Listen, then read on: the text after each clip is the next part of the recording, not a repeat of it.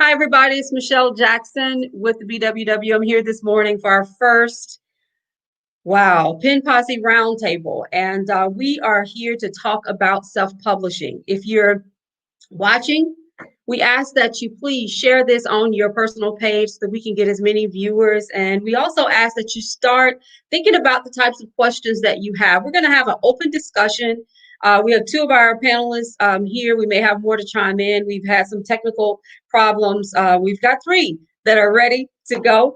And we're going to be talking about self-publishing for those of you out there who are considering self-publishing your book, but just not sure what to do. And those of you who may have already self-published, but maybe doing your second book and not sure exactly what it is that you need to be doing and how to make this work for you, because there are so many options. Now, what is self-publishing? It's the idea of taking on that responsibility of publishing your book, your information yourself by using a distributing company. There are many distributing companies out there, from Amazon to Barnes and Noble, and these are companies that you can actually upload your book to and get it out into the world. Now, we're going to look at self-publishing. There are three ways. You've got self-publishing where you are doing everything. You are writing the book or using a ghost writer. You are having someone to edit it or editing your book yourself. You're designing the book cover, or having someone to design it for you. And then you select a company that you're going to use to distribute your book, or you're going to get it printed yourself and have that ready on hand to sell. Now, there's also vanity publishing, and those are the companies that will handle a lot of the logistical things for you. They could get your book cover done. They can handle the editing. They can take care of some of those smaller tasks for you, and then you pay them, and they will help you distribute it and come up with a marketing strategy and so on and so forth. And then there's a book deal, which we love. We want to get book deals. I think all of us want that. However, for those of us who choose to self-publish, we want to make sure that you understand some of the nuances of self-publishing. So right now we're going to bring on our guests. They're going to introduce themselves, and then you can ask questions. That's what we ask for you to do. We want you to ask questions. And so you have us here for about an hour and a half, maybe even two, depending on how great the conversation is. We're going to break up this conversation in a number of areas. We're going to start off by talking about deciding to write and publish. And then we're going to go into preparing your work for publishing. We're going to talk about deciding what distribution service to use, whether it should be Amazon or, oh my God, it's so many of them. Draft to Digital, Ingram Sparks. There's just a number of those. And then we're going to talk about pricing and marketing so that you can learn every step. And the point of this roundtable really is so that you can learn from people who've done it. Okay, so let's introduce our guests and have them on the screen so that you can get to know them and learn from them. So everybody, good morning. Thank you so much for being on the call with us. This is an exciting time. This is our first Pen Posse Roundtable. We're here not just as experts, but really as people who've been there and done that. Okay. And so we want to share our experiences with our audience. If we have any technical problems, I'll be sure, we'll take a little time to handle those. I may have to mute you if I hear a little bit too much noise, but for now, we're going to all stay on the screen, respect each other's opinion, talk about self-publishing from our own experiences, and take questions from everyone. So let's get started. Again, I'm Michelle Jackson. I am the founder of the BWW. Founded this group back in March. We now have over 2,800 members. I am so excited about that. I've published 2 books.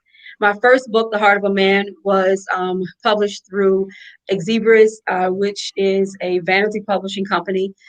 They did my cover. They built my website. And so it was my first move into the self-publishing world. I had no idea what to do. I'm going to be completely honest with you. I was clueless. I wrote a book. I was excited about that. I had a friend to recommend them to me. I contacted them. I was very happy with the fact that they would do everything. But I spent about $1,200 to $1,500 on getting that book published. I learned a lot, and I learned that I made a few mistakes, and we'll definitely talk about that. My second book, which was released this year, now my first book was released in 2010, my second book in 2020, I'm sorry, last year. And it's called it's called the From Darkness to Night. I'm so sorry.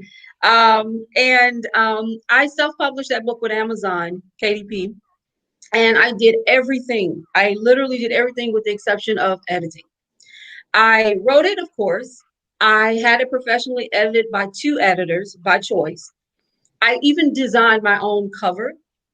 I did the layout. I uploaded it. I created my own website.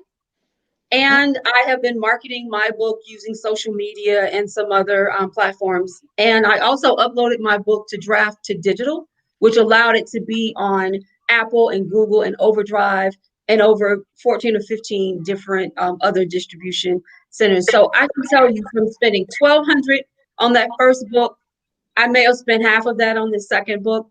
And I am very happy with what I've seen. I had my cover redone by a professional, and he did a fantastic job. But I have the control to do the things I want to do with this book. So that's what we're going to talk about today. Let's start with you, Michelle. Introduce yourself and tell us about your work. Hello, everybody. My name is Michelle P. Jones, and I am an international best-selling author, as well as the founder of the Book Camp. And so that's BOOKKAMP, where we basically take authors and writers through the journey of concept to creation. I have 4 books out for distribution right now. My first book was Grasping Your Success, 6 Steps to Starting and Legitimizing Your Business. That was kind of like the baby. Even though it's the oldest book that I have out there, I learned everything with that book. I self-published that book. I created my cover myself. I marketed it myself. I did everything for it myself. And then my second book, Walking on Water in My Stilettos, How God Strengthened My Faith Walk.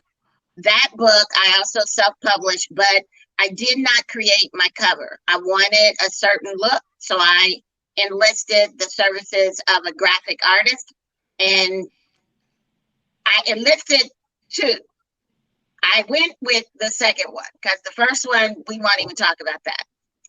And then my third book was actually an anthology that I participated in, As for Me in My House. And so myself and 7 women, we talked about our entrepreneurial journey, the ups and downs, the do's, the don'ts, in order to help onboard other families for entrepreneurship. And then my 4th book, which I released in November of 2020, is Desperate Housewives of Biblical Proportions. That book I did a hybrid publishing with. I had a publisher, but I own all of my rights as a self-publisher. And so I wanted that experience so that I could see what it actually would look like. And so I've gone from self-publishing to hybrid publishing, and I've seen everything in between. And so I thank you for the opportunity to be a part of this panel, Michelle. Thank you for being here. Thank you. RJ? Hello, everyone. My penmanship name is RJ, but my name is Raquel. I am the founder and CEO of Shut Your Mouth Productions, and it is a literary and performing arts organization. I am also a poet and an author. So my first book I released was in August of 2020, and it is The Unexpected, A Generation Outcome. I self-published that on Amazon, and for me, that has been great. Um, I uploaded everything, I edited. I am a poetry editor as well, so I kind of edited my own things. The cover was done. I actually did my marketing on social media, and it has spread it out now into libraries and other states. Yeah, I mean, it's been great for me. So I was thinking about Ingram Spark, but I kind of thought about, well, for the next one, it would be a poetry manuscript. Therefore, if it's doing great now, why would I change? So I'm not thinking about changing at the very moment. Not anything bad about Ingram Spark. I'm doing well with where I'm at. So um, that's the choice that I made with that. Phil, you want to introduce yourself? Yes.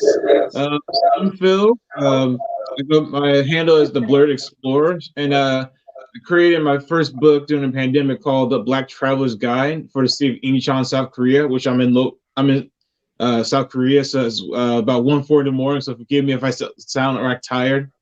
I created this travel guide. Excuse me. Back in over the summer 2020, as a way of distraction when I was going to get when I was announced I was about to be furloughed from my current public school job, which I'm still am unfortunately right now. So I created this guide not only to distract me from things COVID and whatnot, and also can kind of give me some type of productiveness. I felt that it was a need to. I was hoping this book and possibly future ones, this travel guide will be helping for Black people, especially particularly African Americans who have never traveled abroad. And I think for most African Americans, it's safe to say the most, because now I know it depends on different people, of course, but I think on average, most Black people, African Americans, don't know any Black people who have traveled abroad that wasn't military. Most of it is military people who've done that. And so I was trying to help those who maybe never done it before, who were considering traveling, just kind of need a bit of that push to hear from a viewpoint from a Black person. I published that book back in September of 2020 through a company called Publish Drive. And so how it works on them is you pay a subscription fee, and in exchange, they distribute either you got to upload your book in an ebook format, audiobook, or print file, and they distribute to a lot of stores around the world, from Amazon, Google Play Books, Apple, Barnes & Noble, Scribe, and a bunch of other stores too. And that's what I've been working with ever since. And of course, they also have Amazon keyword tools that you can use the royalties to pay for that as well if you want to. And so I've been doing that ever since. And I was gonna work on my next book now for the city of Daegu, South Korea. But due to the pandemic, due to high case numbers, I had to put that on hiatus until things cooled down, until it's safe to travel.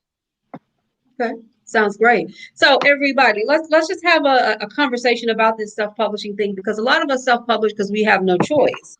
We could not get a deal, or we chose not to even try to go after a deal. For myself, I never tried to get a publishing deal. I really kind of walked into the publishing world backwards. I was excited about writing. I wrote the book. I had no idea what publishing was about, or that it was such it could be a very complicated world. There's so many decisions that you have to make once you have your book.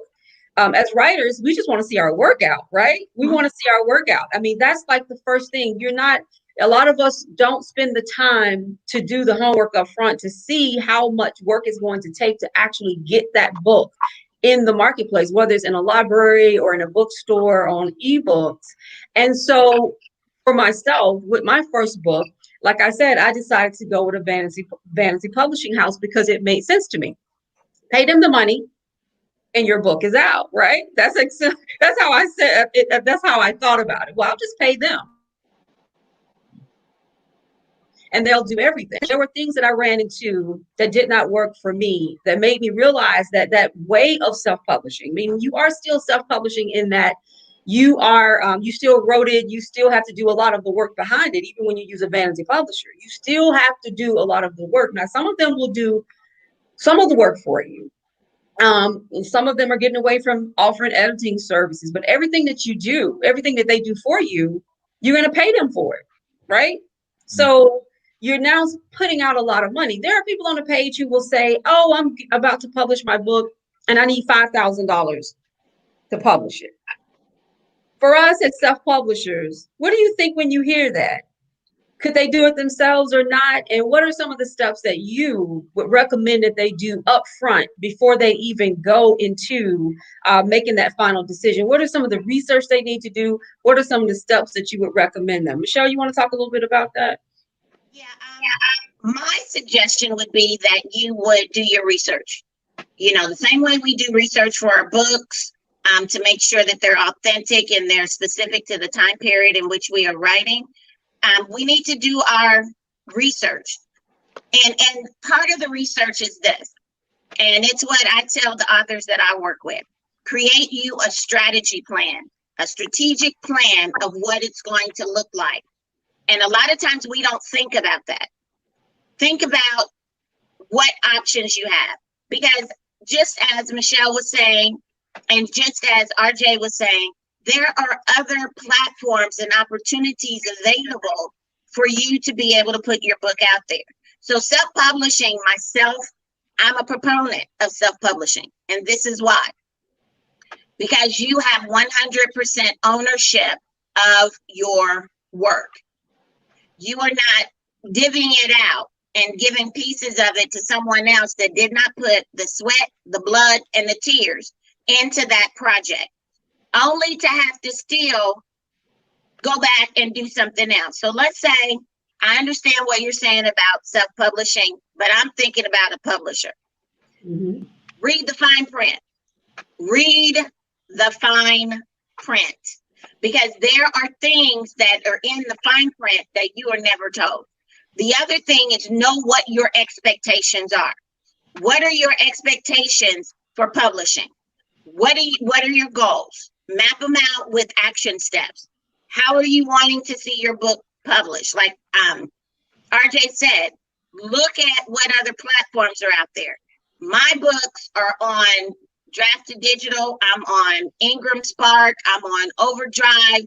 So I have a broad range where my books can be found, as well as Amazon. Okay. In self-publishing, I want to say Walking on Water in My Stilettos book, what I did was I self-published, but I did the KDP Select. Mhm. But I didn't educate myself completely on the process. So there are positives and negatives to every aspect, but educate, educate, educate. Learn, learn, learn, and get the information before you make that final decision. Because it may be the one thing that you don't know would have been a deal breaker for you because you didn't do that homework. Absolutely. I think that is so excellent that you said that. There's a lot of information out there. And I know what it feels like once you've got the book written, and now you've got to take that next step to decide, do I go after an agent to get into a publishing house and get a deal? Do I vanity publish or do I self-publish? What does this all mean? I know when you're sitting there, especially as writers, we're creative souls. You're like, we just want to get it out there and see it. And there's so many questions, so many fine prints to read. And a lot of it, you don't have time to really consume it. So you start to ask around. That's what I started doing. So what did you do? How did you go about this? And everybody had a different story. And you're going to hear from us on this roundtable different stories. But I think the overall understanding that we want you to walk away from this roundtable understanding is that self-publishing is not a bad idea to self-publish. Okay. And I know that for those of us like myself who rolled into the whole self-publishing world without initially doing the type of homework I should have done because I was listening to other people and getting advice, I thought that at that time, this was 10 years ago, my thoughts were, will I be considered a real author if I self-publish? Did anybody else here have that question at all in their mind when they self-publish? I don't know. I know you guys do things like this was 10 years ago, and I'm someone who read a lot of Maya and Alice Walker and these big time writers who I just thought, if I self-publish, am I going to ever or could I ever be considered someone who's at that level? And it didn't take long, but it took me a minute to kind of figure out that absolutely.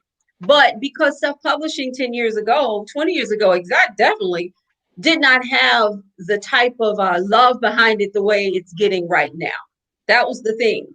So if you're worried about is self-publishing a good idea, I would think that everybody on here, this roundtable would say yes. Yes. Correct? Yeah. Okay. So RJ, tell us about your decision to self-publish. Originally for me, I wanted to not self-publish, to be honest. I thought, oh, well, I'm not going to self-publish. I'm going to publisher. And then I got to thinking about how they would, the amount that would come out for them. And, I just wasn't with my money being shifted around like that. So, I mean, maybe, who knows, at a later date that may be, but as far as self-publishing for me, I wasn't going to do it at first, but I began to get a lot of rejections, and the rejections came from other cultures that didn't understand my culture of writing. And honestly, I began to become irritated with that. So I said, well, there's a lot of people out there that you're rejecting something that someone may need or someone may be able to be inspired by reading what I write. And that right there, I said, forget it. I have all of this work because I've been writing since forever. I have archives of manuscripts. All I have to do is literally edit them, set them up, and send them out, pretty much. And for me, I said this self-publishing is the way to go, because someone needs to hear, someone out there may want to hear what I have to say. So I just released it, and I said it, and I forgot about it. Not forgot about it, but I mean, I did my marketing and everything. And I mean, when I say took off, I almost was like, wow. Wow, it was amazing, because I write towards my culture and people of color. So a lot of people of color in my culture are purchasing this particular book, and a lot are asking for the next one. So that's a great thing. For me, I wasn't going to do it. I was like totally against it.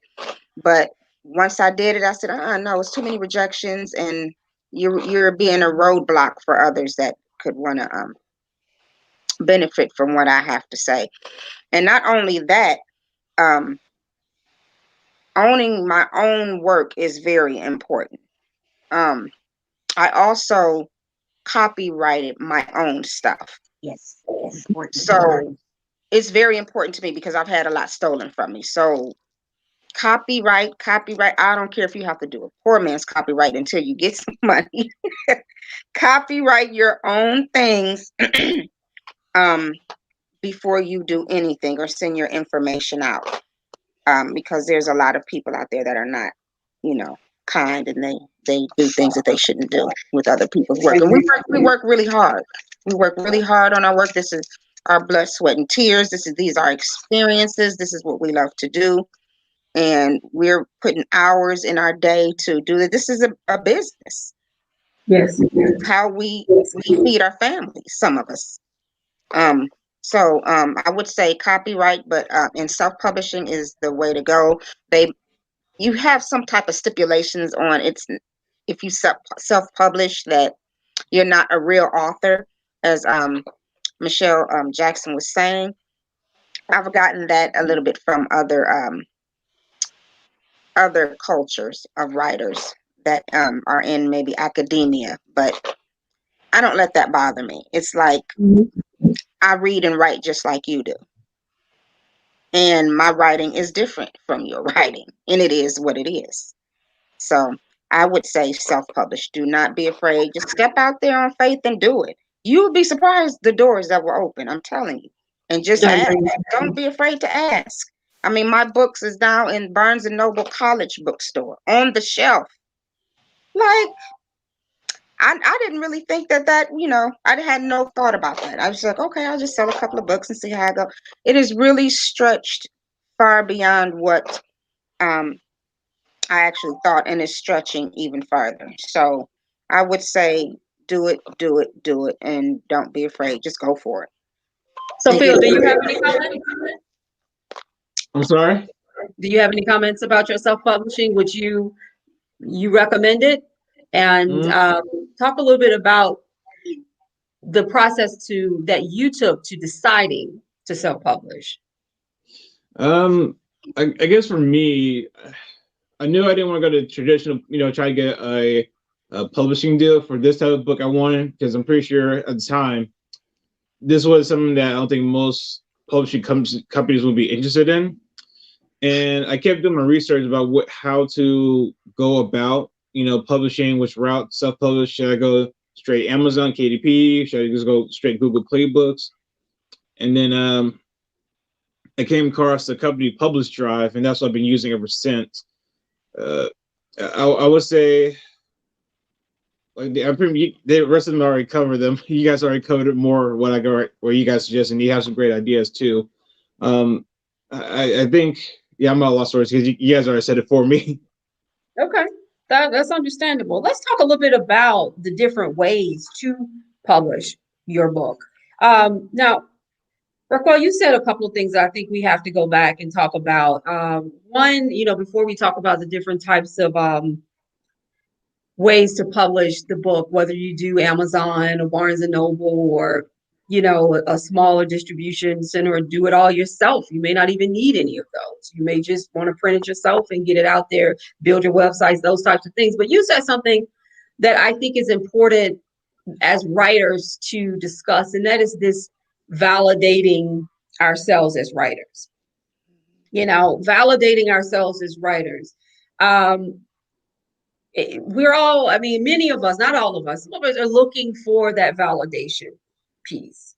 And it sounds like you felt like I did. When I wrote my first book, I thought, I'm going to write this book, I'm going to put it on a shelf, and, I may sell a couple copies, but I didn't know how far I could go. And then you put it out there and you realize that there's a market for it. Okay. There's a market for it. People want to read these stories. But when you look at the mainstream and how, books are talked about and marketed, it almost feels as if there is no market for the stories about, from Black people, about Black people, because you will see only a few that hit the top that become bestsellers. A lot of them are writers who were bestsellers before, you know what I'm saying? Or actors, actresses, entertainers, they put books out, those things just skyrocket. But just an independent author who who put out a book and then it becomes this instant success in terms of how the world defines success. You don't see that as much. And so it really is something that, as writers, we have to stop needing to be validated by everybody. Do the work, put the work out there, work and research and find your market and connect with that market. You know what I'm saying? That's what we have to do. And when you do that, I'm sorry. Can I jump in right quick? Yeah, please. Because RJ did make a great point. And one of the things that I have discovered is that authors that are especially those that are just coming into being an author, or those that have had a bad experience on their author journey, they lack confidence. Mm-hmm. And a lot of times we don't realize that lack of confidence is a result of something else. It's not just that I'm lacking this confidence and this ability that I have. It normally is because there's a lack of knowledge, there's inconsistency, there's a lack of commitment.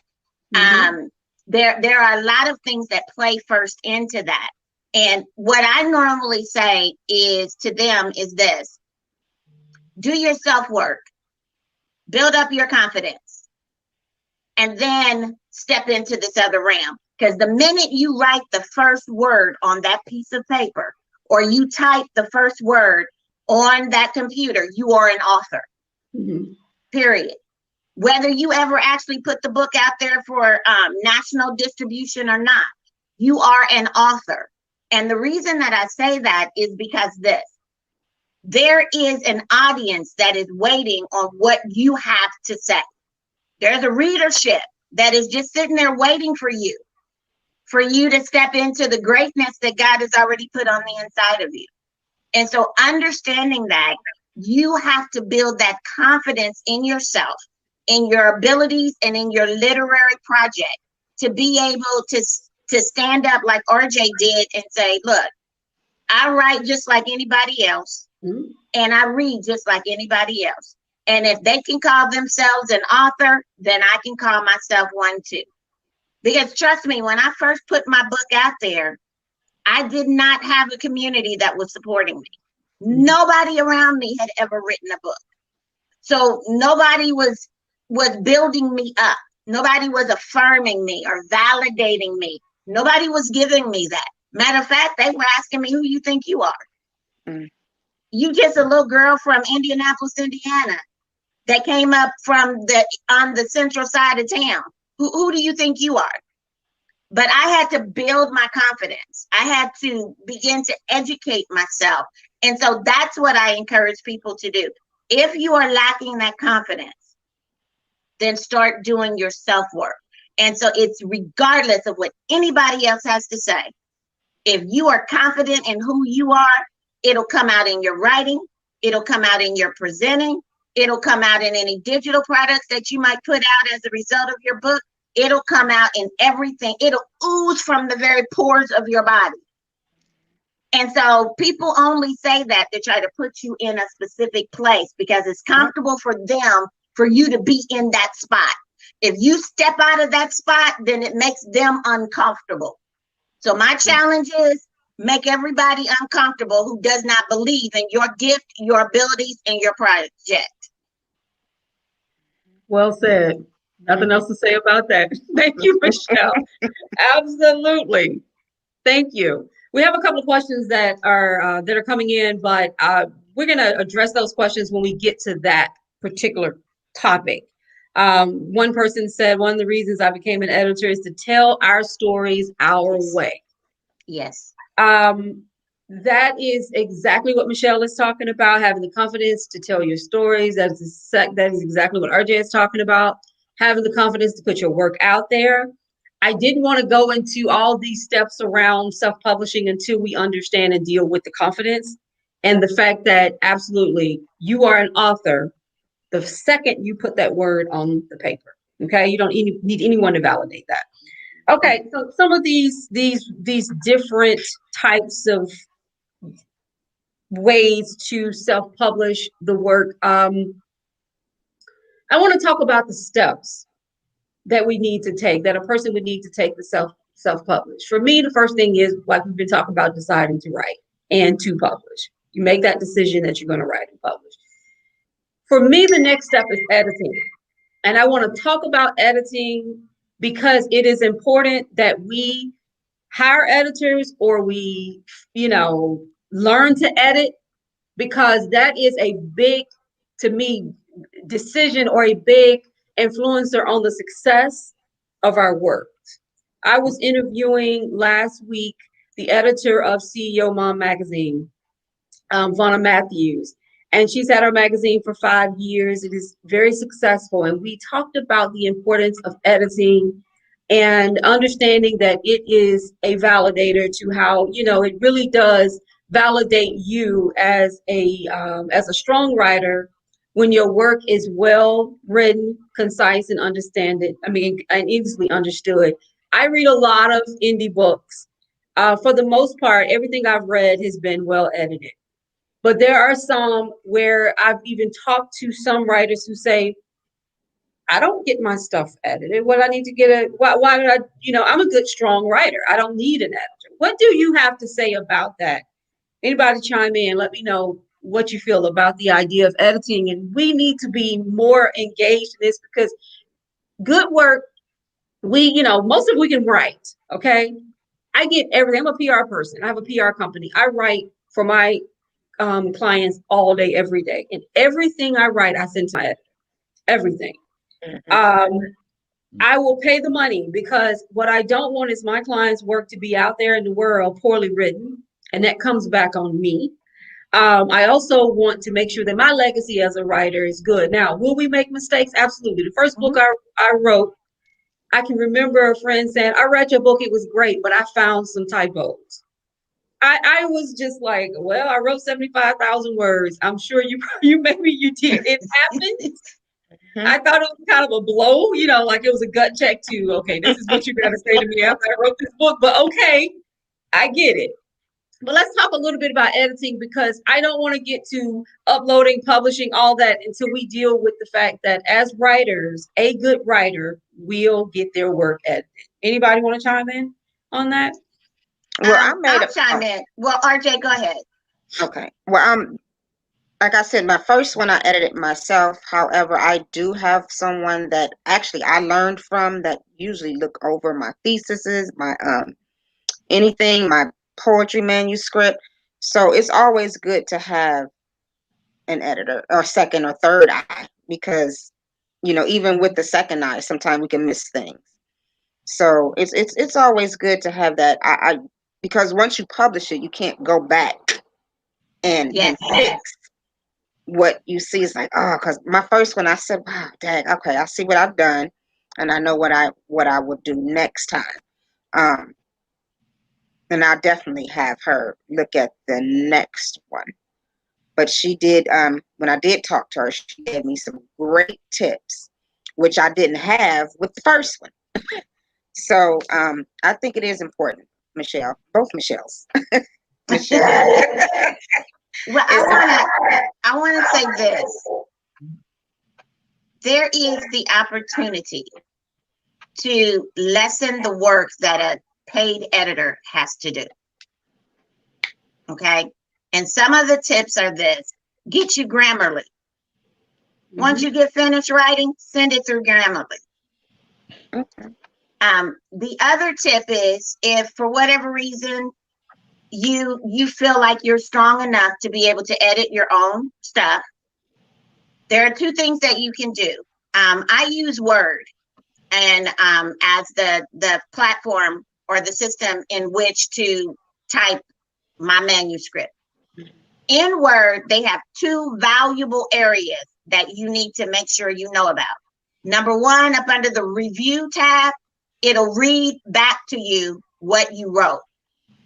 When you're actually on the page beginning to type, if you look in the upper right-hand corner of the page that you're writing on, you'll see something that says dictate. Okay? One of the quickest ways to get your manuscript from paper onto that page is to dictate it. Mm-hmm.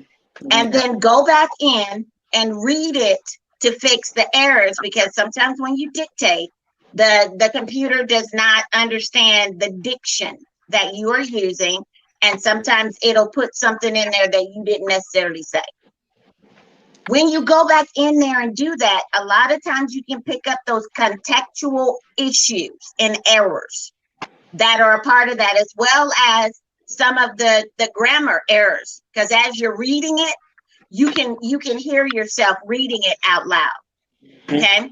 So once you get that on there and you go in and you check it to make sure that contextually it is what you said, then have it read it back to you so that you can hear it. There's something about hearing your work that you will go back and say, that's not what I wanted it to say, or that's not how I want it to sound. And then you can fix those things. And then when you think that you are finished, that your manuscript is where it needs to be, you go through and read it out loud to yourself, because you will catch a lot of grammar, a lot of context errors. You'll be able to catch those things, and then you can make those corrections. But even after you do all of this, I'm in total agreement with Michelle and with RJ that you have somebody else look at it, because in your mind, you know what you're trying to say. And a lot of times your eyes will play tricks on you and make you believe you said what it is that you thought you were saying that you really didn't say. And somebody else looking at it, like a professional copywriter, a copyright editor, someone that does editing, can go back in and they can check you and say, did you mean to say this way? Because let's face it, when we write based upon our culture, the vernacular is not proper English.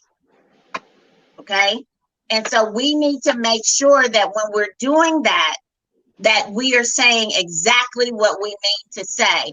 And a lot of times we need to find an editor that can understand the vernacular in which you are writing up under, and not try to correct your English because they don't understand your culture. Okay, so that's my part. Absolutely, absolutely. Phil, you want to add anything?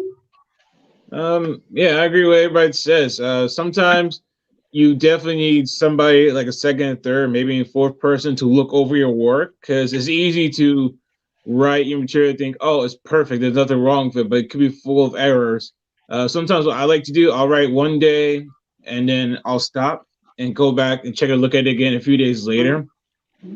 So that way I have like, fresh face to like say, okay, because that's what I did with the first book. There were days where I would spend in the PC cafe writing for a couple hours, and then thinking everything's great. But then when I go back through, I see a bunch of spelling and pronunciation errors, things that nature. So it usually does help to find a good editor who can catch those mistakes and then rework it to make sure your sentences, your stories flow instead of giving you, because readers. I'm pretty sure we all agree. First impression always is important when it comes to making a book, writing a book. So the readers can tell from the beginning if the writer has no grammatical skills, or like you're writing as if you're in grade school, and no one's going to respect you for that. So don't be afraid to say, okay, to step back and say, I need to have. I'm sure my grammar skills, my English may be great, but sometimes it's best to have another person with a different perspective, look at your work and critique it. Absolutely, absolutely. This is a great conversation. I think this is also its own roundtable. I think at some point we do need to talk about, the skill of writing, because one of the things that I think self-publishing gets a bad name for is the idea that the people who are self-publishing are doing so because they are amateurs and they cannot write. And that is not true. I have read some dynamic, well-written, well-edited, self-published books. Beautiful design covers. I've read best-selling books that really should not be on the bestsellers list, considering. So this is one of those key areas, and this is why I stress it. I read a book a little while back that was not laid out correctly, but the flow, the story was so dynamic. I read it in an hour. There are stories that you tell, and Michelle, you said something that was very, very important. Find an editor who will let you be you in your writing. If I'm writing my book from the perspective of a young African American woman that grows up in Alabama, you're going to see the word y'all in it. I don't need you to correct that for me. I am developing my character based on the plot, the scene, the setting, and that needs to be respected. So if you have an editor who's just trying to make it look good based on all the, dot the I, cross the T, English, level editing techniques, that's not going to work if you're writing fiction in a particular environment where the diction is broken or considered not to be correct. So let's move on. Good conversation. We're going to talk now about deciding what distribution service to use. This is the time to talk honestly about your experiences formatting and uploading your work. So we've had a couple of comments to come in. Michael Clark said, great discussion. So we've got some views and people are watching us and paying attention. We do have a question from Kay McGee about, can you discuss the process of getting your book in the library? And I know, Michelle, we had this conversation just the other day. Michelle interviewed me. It was such a great interview. And so we're gonna get to that. I don't want to jump around, but let's talk about deciding what distribution service to use. And when I say distribution service, I mean, do I go with Barnes and Noble? Do I go to Amazon? Do I upload here or there? There are so many of these if you're self-publishing, and it's confusing. Okay, I'm not going to tell you a story. It's confusing. I chose Amazon because I wanted my book to get have an international global market. That's why I chose Amazon. I had people to say, oh, but you're giving up too much of your royalties. Why would you do that? And I get it. I do. But I had to make a decision. And all these companies, as RJ said, they want some of your money. You know what I'm saying? So this idea that you're going to find a company who's going to give you 95% of your royalties, They may exist, but I never ran across them. I mean, you're typically going to, get around 70 or less, depending on what services that you get. So I chose Amazon. I'm happy with it. I wanted a global market for my book. That was a decision that I made. With the first book I did, we went with Vanity. It was, of course, uploaded to Amazon. But because the Vanity publisher had all the rights to decide the amount of my book, this was my first book in 2010, they put the book out there for a dollar amount that was too high. And because I didn't establish the Amazon account, I couldn't go in and change it. Now, what I will be doing in the next couple of months is to upload it with my own ISBN and, and redoing all of that. But I do sell my book myself on, my own website. But these were some of the things I didn't know anything about. So let's talk about who you went with, why you went with them, and also talk to me a little bit about, are there others that you've heard of that you like? And I want everyone who's looking to self-publish to pay attention to this, because this is where, some of those questions get answered about who's the best. I'm going to go and just throw this out. Nobody is the best. No. Because everybody's going to take something, and the fine print is what it is. Even with Amazon, they'll say, get into this KDP select process, but you got to be in it for 90 days. And in that time, you're not supposed to upload your work to anybody else's platform. Now you taking some ownership of my work. You telling me what I can do with it. So let's just have an honest conversation about this. None of these things are perfect. There are going to be some ups and downs, but there are so many of them. So starting with you, Michelle, talk to us about who you've used. Would you use them again? Would you, are they a 4-star, 5-star, and what you've heard, and what are some of the things that you would tell people to look out for? Well, on my first book, Grasping Your Success, I used Amazon only because I didn't know about the other platforms. All I knew about was Amazon because I didn't know what I didn't know, so I didn't know what questions to ask. And so when God inspired me to write the second book, I sat down and I checked the different platforms. I needed to know what they look like. One of the things that I did with the first book was I worked with a subcontractor out of Fiverr, Fiverr.com. And actually, he's worked with me in some aspects of all of the first 2 books. And I listened. I didn't just ask him to do the work. I wanted him to explain to me what he was doing, where he was doing it, and how he was doing it. Because again, I did not have a community around me of people that was going to pour into me this information. And so what we did is he explained to me every process. And so the first book, we only did Amazon. And Amazon did wonderful with the book. I didn't have any issues. The book sold very well when it went out. It got a lot of traction. So I was good with that. When I did the second book, I decided, since I did so well with Amazon, I'm going to do the KDP Select.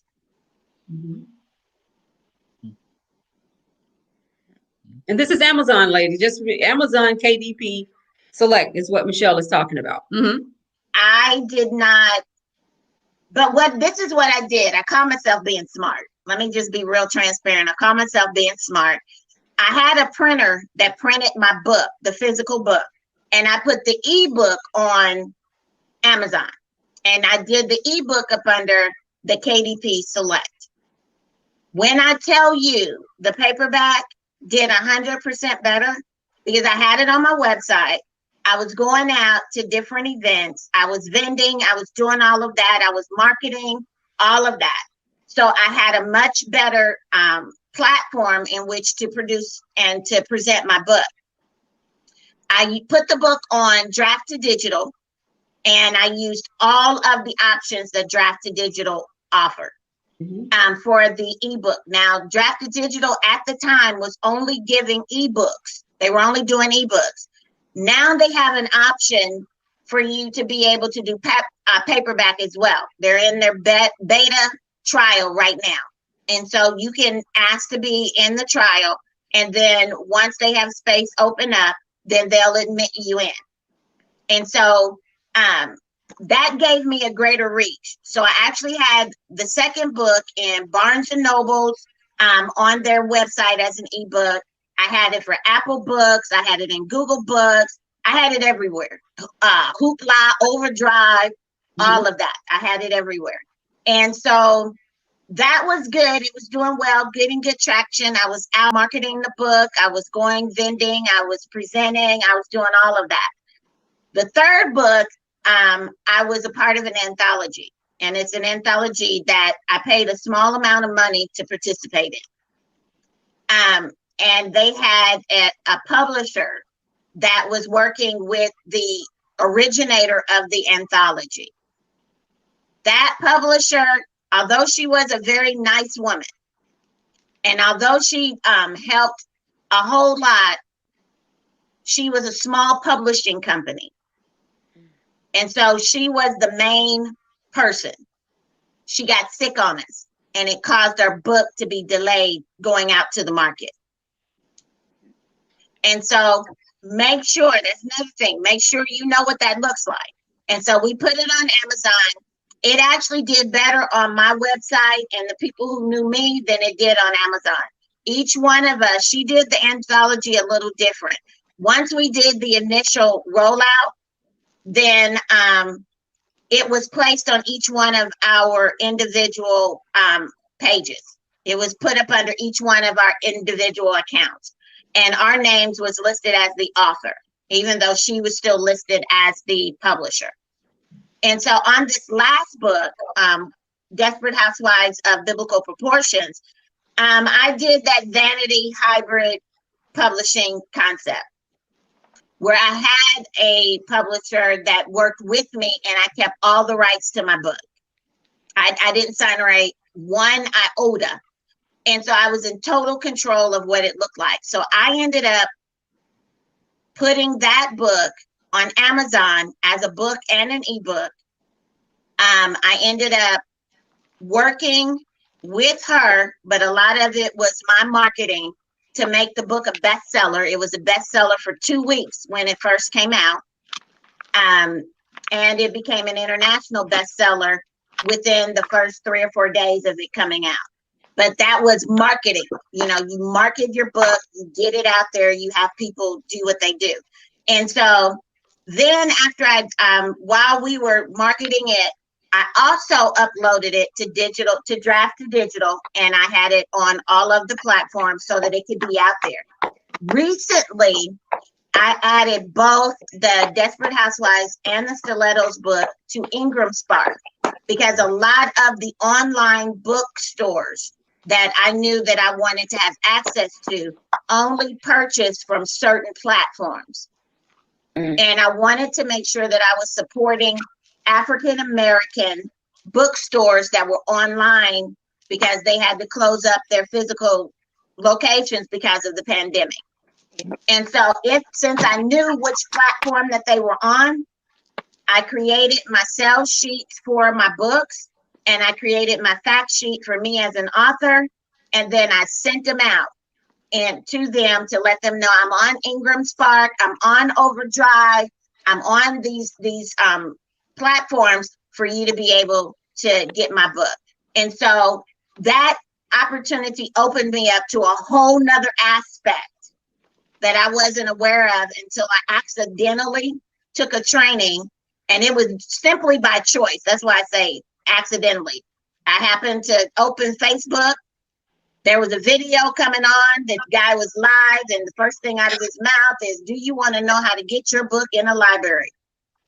Wow. And I was like, "Oh, let me watch this." And so even in that, he opened my eyes up to a platform usage that I can put the books on. So that was pretty much my journey.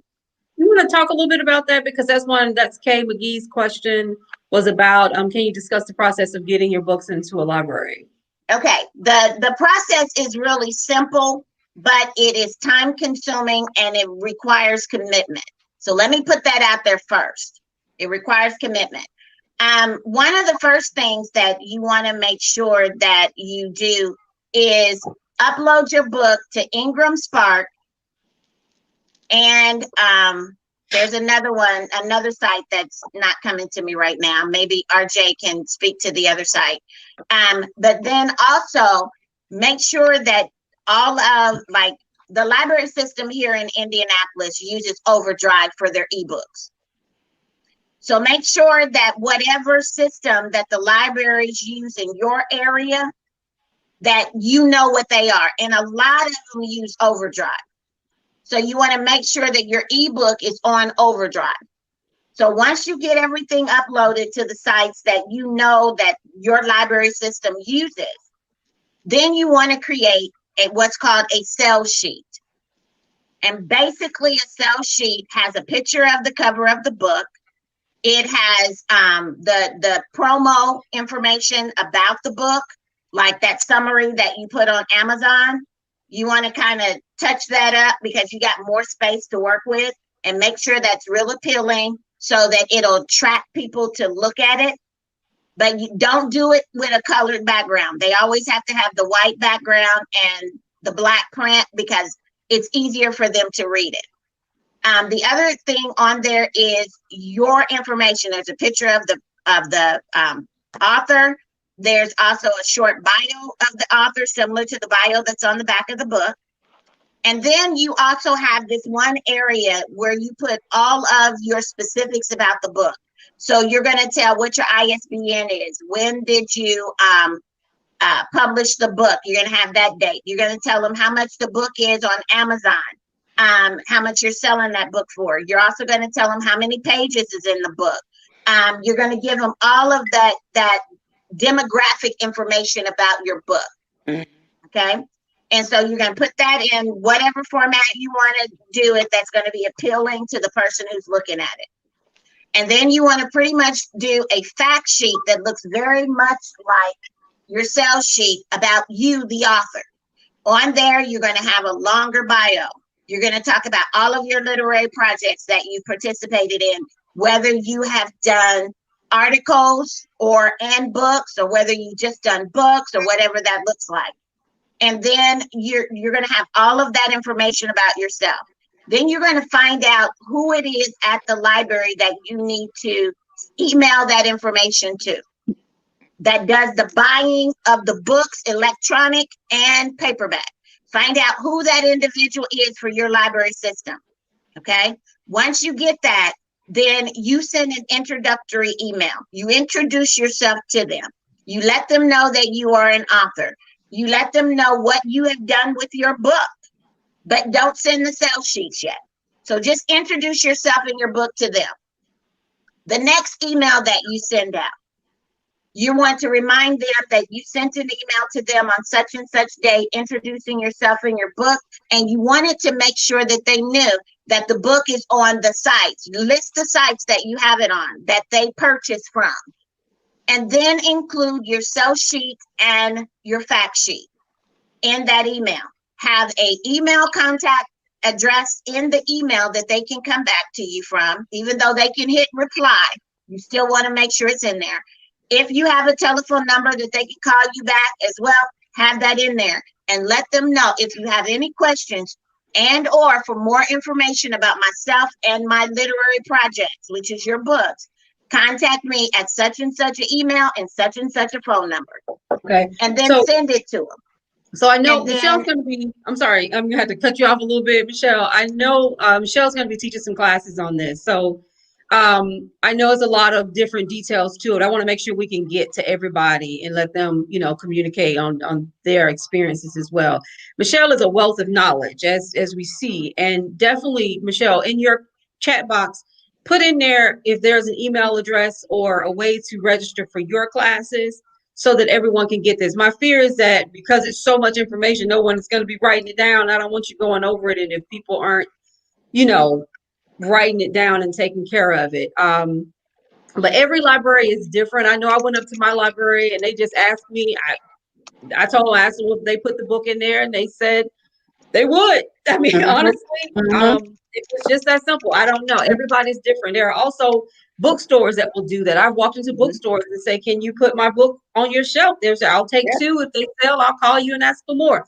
Yeah. And then you have those that have a very strict, process, which is what Michelle is going over so greatly, that, you need to know that detail too, because of the fact that there is a procedure to communicating Yes. with these organizations to get things done. It's not, some can be complicated, some cannot, but I want to make Yeah. sure she has the chance to go over that with each and every one of you there who are interested. Thank you so much, Michelle. I'm sorry for cutting you off on that. That's I just okay. didn't want you to go into all of it, and no one is, can grasp it all.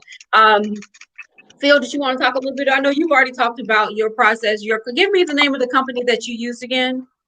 Yeah, sure. The name of the company is Publish Drive, publishdrive.com. That's what I use to distribute and promote my books. As I mentioned before, you usually you pay a subscription fee. They usually have different plans. I pay $9.99 a month to upload 2 books as my option. But in exchange, they publish and distribute books to both either your audiobook, ebook, which my book is right now, and also the print book on Amazon, Google Play Books, Scribe. I think Overdrive on the list too. And also apparently a Chinese website too, Chinese Amazon too. I forgot the name of the website. But basically, that company, Publish Drive, promotes, distributes pretty much everywhere, and that's what I like about them. And that's why I continue to use them as well I've to never even upload. heard of the subscription Yeah, me base. neither. So that is so interesting. Like I said, there's so many options, so many things Mhm. to choose from. I feel like, and maybe I'm wrong, but I feel like this is where authors get the fear comes in it. Because Mhm. a lot of us can write. I mean, writing, it comes natural. We write, it's who we are. But it's when you want to take it to that next level of getting it published, and then someone starts dumping so much information at you. Do I use a subscription service? Do I use Amazon? Do I take it to the library? I mean, you have all these questions, and and that's why we're doing this, because there's just so many answers. I mean, there's so much information out there, and you just want to know, how do I get my book out? So Yeah. RJ, give me who did you publish through? I published through Amazon, KDP Mm-hmm, Publishing, and like I said earlier in the broadcast, that it worked out well for me. mm-hmm, Um, the only thing I would say about that is when you order your author copies, for me, it takes at least like 2 or 3 weeks for the books to come. mm-hmm. And that's a long time. And thankfully, those that waited for it, I was able to get it to them. Like the local bookstores you all were mentioning here in Cleveland, Ohio. They said when you get them, just bring them in.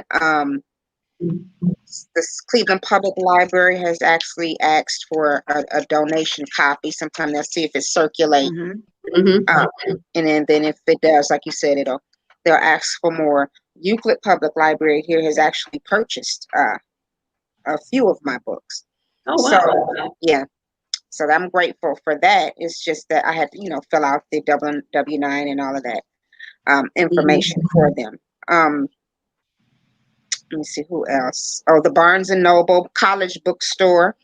I just picked up the phone and called and asked, who do I speak to that directly that handles purchasing of self-published books. I'm a local Mhm. author and poet, and I've published my book in August and blah blah blah. And they said, okay, well, this is who you talk to, and they'll send you directly to that person. And when you begin to communicate with that person, as Michelle Jones was saying, you do begin to have a back and forth conversation with them, and then emails. They want to see your ISBN number, when the book was published, who was it published through. For Euclid Public Library, they actually asked for my bio and all of the book information. So I was able to send them my creative bio, which was already put together, and my website as well. So, It depends, like Michelle Jackson was saying, different cities do different things. I was interested again in Ingram Spark, and I'm not counting them out. Um, but as I said, right now, what worked for me is Amazon KDP. The only disadvantage to me is how long I have to work for my wait. I'm sorry, for my copies to come. My art. Yeah, I use them too, and I hear a dog. Is that somebody's there? Okay. Um, I use them too. I enjoyed Amazon. I did my ebook, and then I uploaded for my hard copy as well. Now I don't have a hard. I'm sorry, the paperback. It's not a hard copy. There's a lot of flexibility with Amazon, but I'm sure a lot of these programs they just do the same things. A lot of them are pretty similar. It's about what you do with what they can provide to really help you make the sales. And so that's why we're going to move into this next area. Now, Michelle put out here information about writing services that she provides. And so I do ask, it's on the comment area. So please take advantage of that. She is a wealth of knowledge. But all of these roundtables are really an opportunity for us to speak to these new writers, experienced writers, everyone. So we can just really talk about topics that are of importance to us. Now, we've thrown out a lot of things to you. Okay, let's start from place. I'm a corporate event planner, and I always say that when I plan my events, I have to walk it from the parking lot to the actual event from step to step to step. That's how I plan everything. So you just wrote your book and you want to get it out. The steps that we're saying to you is get it edited or learn how to edit it. Use the tools that Michelle talked about, things that you can pull up on Word. Grammarly is the bomb. Okay, actually, yes, Grammarly has gotten better because I had Grammarly years ago, and I just repurchased it a couple of weeks ago. And I mean, it's catching everything. It's rewording sentences. It's doing things that you need. And I think I spent $59 for 6 months of Grammarly. Get it, okay? But please, writers, don't be afraid to get your work edited because you're fearing someone's going to take, the creativity out of your work. If you find someone who's doing that, they're not the editor for you, okay? You want to decide what service you want to use. There are no perfect services. Everything that's been said works.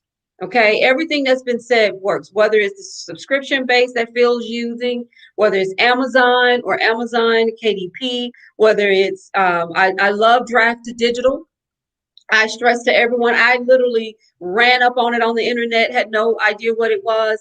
Draft to Digital will make sure that your ebook is out to 14 or 15 different distribution sites from Apple, Google, Overdrive, Hulu, all those things are there. So that is a great resource. Okay. So now we're talking about formatting and uploading. I know there's some questions on the pages about how hard it is. For me, Amazon was very easy. Yep. Very easy. It was just they're going to give you the font size, how to lay it out. The only thing I had a little trouble with sometimes was those headers, getting them the right size. I had 1 or 2 pages of my book had a line under it that I could not get removed. It had nothing to do with Amazon. It was the formatting in my Word doc that I uploaded, and I could not get it fixed. And so you're going to run into some small things, but the formatting and the uploading, do not let anyone tell you that you need to pay them $20,000 to format and upload your book. You don't need that. And I'm being facetious, not $20,000, but not even $200. Don't do it. Just read the instructions and get it done. And then the uploading is easy. So let's move on to marketing and pricing, because I think this is where we want to spend more time to just talk to people about this. Please continue to post your questions. Actually, I'm going to take just a second of a break to give everybody an opportunity to share this on their personal pages. We need as many people to see this. We want these roundtables to be successful. I also am going to take just a second to invite everyone to the upcoming Black Ink Virtual Book Fair. That's January 29th. It's our second book fair for the page. We we've got an amazing lineup of speakers, and we have now over 20 vendors, and I think we're probably going to hit over 30 total. And these vendors are people who are selling their books, and you can come online, you can meet with them in a virtual chat room, you can buy their books, you can hear speakers, you can hear music. It is going to be amazing, and it's free.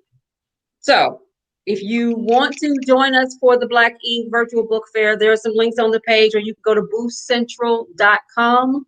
That's boothcentral.com and find Black BLK .ink Virtual Book Fair and register. So, okay, everybody, we're going to wrap up with talking pricing and marketing, and we're going to have a good conversation about this, because this is the decision. This is where there's kind of the you learn, or you better understand who's going to be successful at this and who's not. Okay, the pricing and the marketing, and I'm going to throw in there PR, because I'm a PR person, and I want to make sure that we all understand how public relations can work. So your book is done. You've selected, you've had it edited, you've uploaded to the distribution service you're going to use. You're comfortable with your royalties that you're going to get. What do you do now? I'm going to tell you what you don't do. You don't sit down and do nothing. All right? This is where the work comes in. RJ talked about it. Michelle talked about it. You get on the phones. You start talking to friends. You start posting. Let's talk about first a little bit on your pricing, what you learn about pricing your book, and then let's talk about your marketing. I'm going to start with you, Phil. Yeah. Your book, is it hard copy? Can I get a hard copy, or is it all? It's an ebook. Yeah, it's just ebook only for now. I don't have the funds to do ISBN and all that. Actually, this will be my last comment. Then I'm gonna call it a night. It's pretty late over here in Korea. Okay. Mm-hmm. But yeah, in terms of pricing, I guess for my book, for now, immediately I was thinking I could probably start selling at $10.99. But I realized, okay, this is my first book.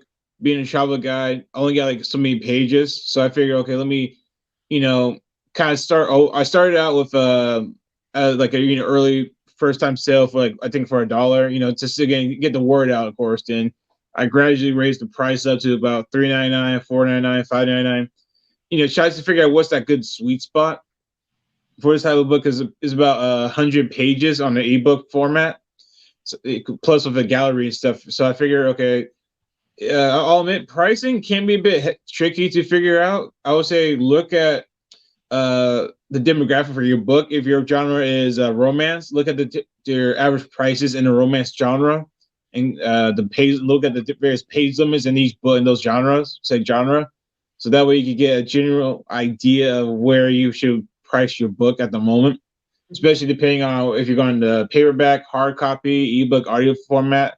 Definitely look at the prices on those categories. And so right now, my book is, I believe, at $4.99, $5.99 on Amazon and Google Play Books and all of the other stores. But I'm going to bow out right here. But thank you for letting me be a part of this panel. I hope my advice was somehow useful to anybody out there. Absolutely, and thank you for staying up to 1 o'clock in the morning to be on here with us. He's in Korea, so thank you so much. Thank you for your advice, and you have a good night. Okay. All right, y'all take care. Thank you have a good day. Okay. There were a couple of things that Phil said that I want us to talk a little bit about as well. And what that is that we didn't talk a little bit about selecting your genre. And that's important as well. That is very, very important that you select the right genre for your book. Also, something I've learned is if you have a really unique genre, when you put it on Amazon, it's easier to be considered a best-selling author. A bestseller in that particular category if your category is unique. I'm learning that. I'm seeing that if you have, like my book is family drama. But if I only put it under urban fiction, now I'm competing with everybody in the urban fiction category, which is very large. But if I put it under family drama, now there are not as many books that it's competing against. So there are some tricks to that as well. So Michelle, talk to us about your pricing and talk to us about your marketing. And let's just really talk about some of the unique things that we've done to market our books. And talk to us about some of the things that you've seen other people do that you think will be helpful for our viewers to look into. Well, just like what he said, you want to make sure that you're checking out the other individuals in your genre. See what their price point is. And when you do, don't just look at how much their book is. Look at how many pages is in the book, because they give you all that information. If you just keep scrolling down past what they're trying to sell you as well, then you'll see all the specifics of the book. See how many pages it is. Read the summary to see if their book is comparable to yours. You can also check to see what their spot is on Amazon. It'll tell you where they're at as a bestseller. And normally it'll say bestseller and then it'll give you a number. And sometimes that number is like 4 million, something. Sometimes it's hundreds of thousands. So you can get an idea about that. So I would pick probably 3 or 4 books and kind of research it that way. And then pick the price that the price point that you believe best suits your book. When I put out my first book, I put it out for $9.99. And I did that only for the pre-sale period, what I was calling the pre-sale marketing period. And so I started pre-selling probably a month before I put it out. And then I kept that price for another 60 days after that, just to try to get everything together. And then it went up to $12.99. And that's the price that it's at now. And that was within the realm of books in that genre, in that self-help business genre. But I wanted to say this too. When you are uploading your book to your platform, be very, very strategic in what genre you are selecting to have your book listed under. Check them out, because you don't want to choose a genre that's saturated. And what I say saturated, there's a bunch of other books that are coming out at the same time that your book is coming out. Don't pick a genre on there. And then the other thing, especially on Amazon, you are allowed to pick 2 genres. And then Amazon will pick up to 2 genres to put your book in. And so there's a whole system around that, but be very, very specific. Choose the genre that best speaks to your particular literary project, but do not choose one, because you're like my book, Desperate Housewives, is an Old Testament nonfiction. That was like one of them. And then it was a women's small Bible study. That was another one. And then it was an Old Testament, a Christian Old Testament. So, and the one that was saturated was the Christian nonfiction. I didn't choose that one. I choose the ones that were less saturated. And then they added another genre that they put the book up under for it to sell. And by doing that, I was able to ensure that I was going to get a best-selling label on Amazon. I was able to get that for those first 2 weeks and a hot new release. So keep that in mind when you're doing it. But do your homework. I'm a big proponent on research and homework. Do it, because the more that you do it, the more information you gain. And the better able you're to make wise and informed choices and decisions for your literary project, to begin to build it up so that it gets the best possible view to the audience that is assigned to you, to that readership that is waiting on your product. And so marketing, I did a couple of little things with the marketing aspect of it. I did the pre-sale, and the pre-sale helped me pay for the books. So I sold books before I actually had the books, and I sold it at a $5 discount from off of the regular price. And so I got all of these people, and then a part of my marketing strategy was a little different. I had an endorsement group. And this endorsement group had the privilege of getting an advanced reader's copy of my book. They would buy the ebook when it came out, and they would buy the paperback when it came out, and they would give me a review for the book. Mm. And so I leveraged their support of me and as an investment into my purpose. And then at the front of my book, Desperate Housewives, if you go on Amazon and look it up, Desperate Housewives of Biblical Proportion, within the first 10 pages, you'll see all of those people that were in my endorsement group. Everybody wants to see their names in lights. Everybody. And this is something that will go on forever. And it's in the first 10 pages. So whenever anybody go and look, it's right there. And they have their review right there. So all of it is right there for people to be able to look at it. And so I used that part. And then the other part that my endorsement group did was they shared it. They shared the information about my book to their community. And so I was able to use the pre-sale monies that I got to actually order my books, because it did take almost 3 weeks for my books to come. To order those books and have them here, and then I shipped them out to them, and it still left me with a base of books that I can use to be able to sell even more when I do other stuff that I do. So now how I'm marketing the book is, my book was put out before Black Friday. So I did a Black Friday deal, because my book is a book and a journal. So it's got the book and a journal. And so I put that together, and I released the journal during Black Friday. So if you bought the book because it was still on the pre-sale, if you bought the book at the pre-sale, then I gave you the journal for $1.99. So that was the Black Friday deal that I did. So in marketing, use the holidays that are coming up around the time that you release, and do specials. Never take down the price of your book other than your pre-sale price. When you do a bundle or something like that, do not discount your book. Have it to where you're throwing something else in at a lesser price, but don't discount your book, because then people will always, especially people in our community, will always want the hookup. They want you to give it to them at, I had somebody tell me, well, if you mark it down $10, then I'll buy it.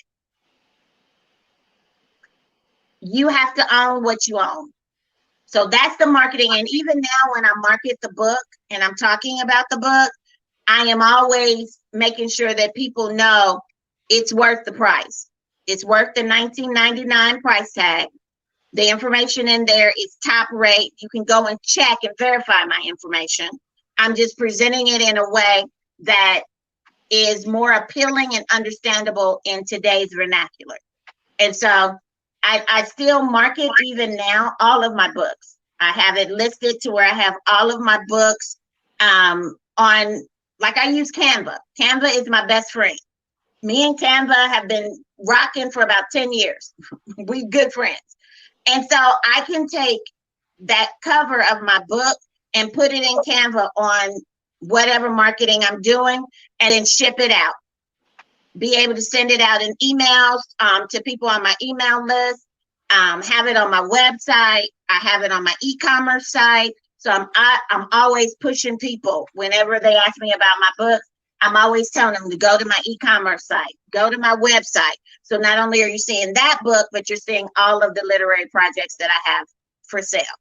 Okay, we what I want to do is stop, because we did get a question about Amazon. Well, it's kind of a comment. Denise says, so a book on Amazon can be listed in 4 genres, and your answer is yes, they can. It's most times it's listed in 3 genres.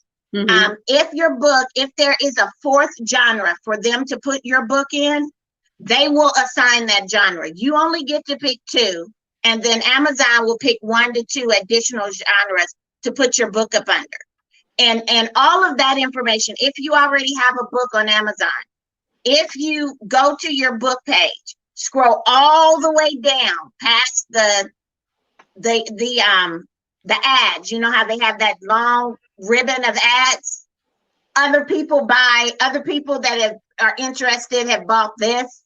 If you scroll down past that, almost to the bottom of the screen, over on the left-hand side, you'll see all of the genres that your book is listed up under. And it'll be 2 of the genres that you chose, and it'll be 1 to 2 other genres that Amazon, whoever was the one that reviewed and approved your book, chose for your book. Okay. So RJ, talk to us about your pricing and marketing.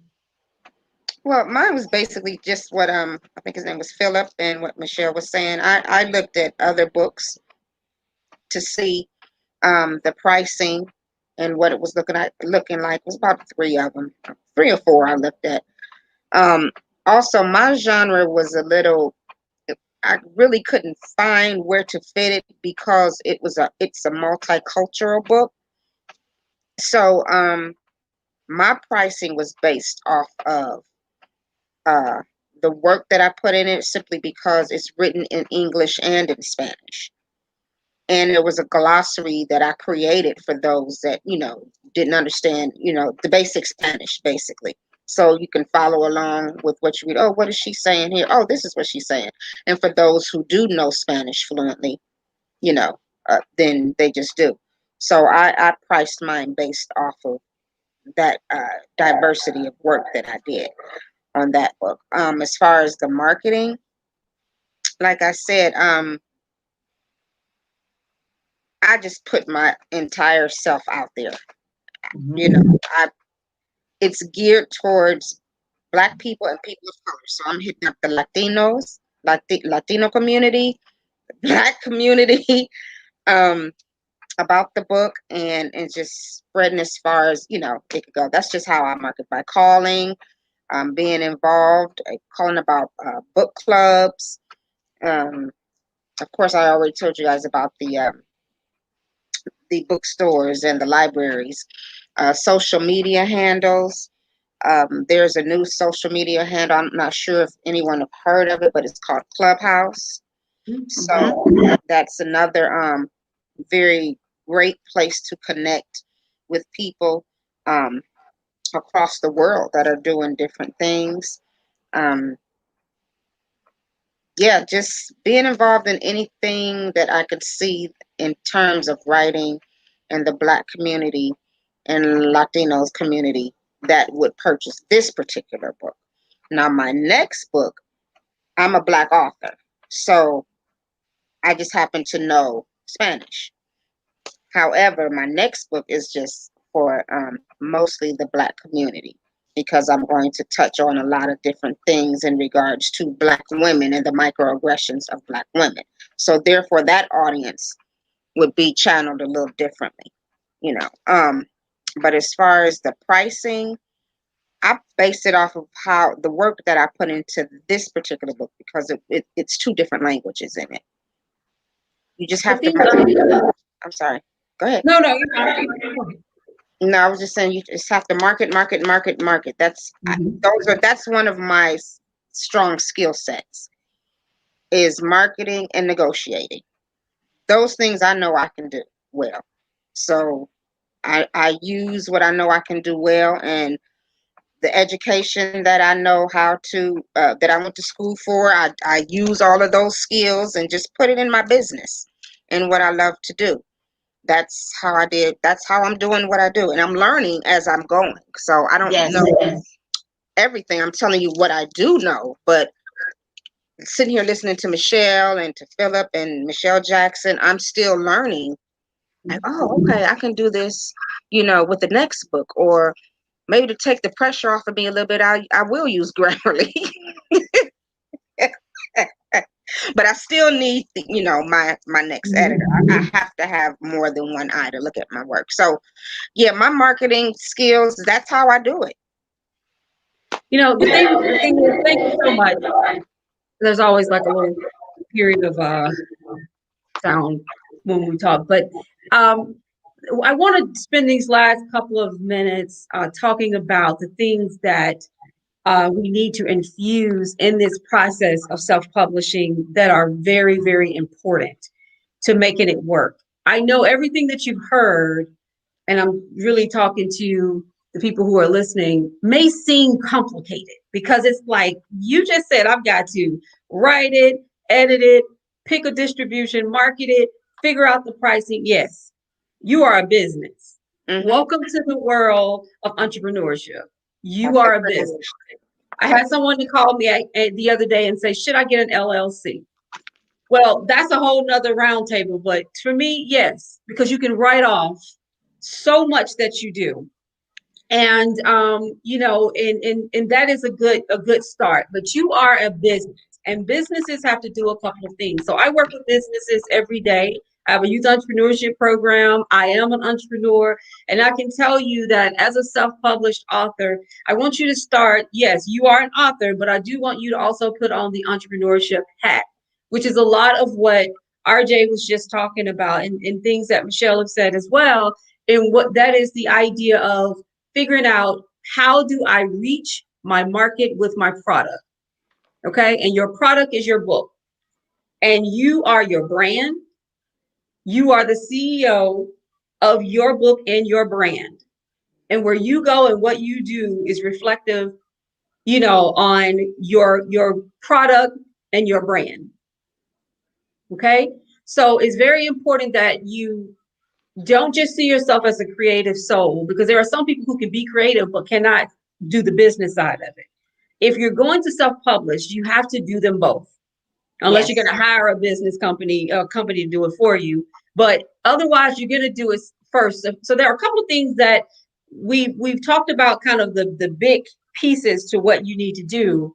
But in order to be successful and sell your book, which I know is what you really want to do, right? That's the point of all of this. What we're talking about is about selling your books. You've got to know what your brand is. You got to know who your audience is, and you've got to know how to reach your audience. So if your audience is the Black community, then finding those platforms where you can reach people in the Black community, like the BWW, Black Writers Workspace. Our goal is to reach out to new and indie authors, the vast majority. I would say 99.8% of them are African-American writers and readers. We've got over 1,000. We have 2,800 on just Facebook, probably another 1,500 between Twitter and Instagram, and we just started LinkedIn. But we also have over 1,000 people on our e-newsletter. So when I send out something, it's going to an audience of Black readers and writers, and most of them are looking to connect with other Black readers and writers. So that's just one. I'm not saying you have to use BWW to reach your audience, but that's one way of doing it. Find those ways that you can get in contact with the people in your audience. There are a couple of things I want to throw out, and ladies, just chime in, because we want to get some more questions in from people. Now, when we talk about knowing your brand, I can help you with that. Okay. I'm going to start doing more around PR and branding and marketing, because I think it's important. And I do a couple of things that people don't know. I manage almost everything on this page, from looking at everyone who comes on the page to reading your, I'll read reviews for your books before you go in the newsletter. I do my homework on you. I look at what you're putting out there. I read your book synopsis. I am very big on making sure that my brand is good.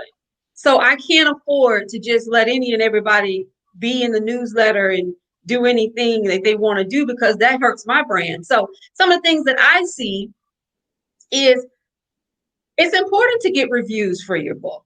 Now, I've had this debate. People say, I don't care about a review. Ladies, what do you think about reviews for your books? Important or not important as a writer? I think it's important, because it gives someone an idea of what someone else have read and thought about your work. I have 2 reviews on my website from Cleveland Writes and someone that was doing that do blogs all the time. So I think it's really important. Okay, Michelle, what you think? I think it's important as well. One of the things that I think we need to take into consideration is that if you are just coming into the community of writers, into this space as an author, nobody knows who you are. Okay. Your reviews is like your credit score. Mhm. Okay. And you need to treasure those reviews in the same way you treasure and protect your credit score. Because those reviews, expect now, this is the thing. So you get into really my territory. So this is my sweet spot. There is an algorithm on all of these sites that you can upload your book to. And this algorithm will determine how many people see your book, how much they market your book on their website. And so the more reviews that you have on your book, the more traction your book is going to get on Amazon. Even though Draft to Digital is a platform in and of itself, it is a platform that also pushes your book out to other platforms. And so what everybody does, and this is what people don't understand, what everybody does is the very first thing that they do before they will approve your book for their platform, they go back to Amazon and make sure that your book is already listed on Amazon. And they look at your status on Amazon.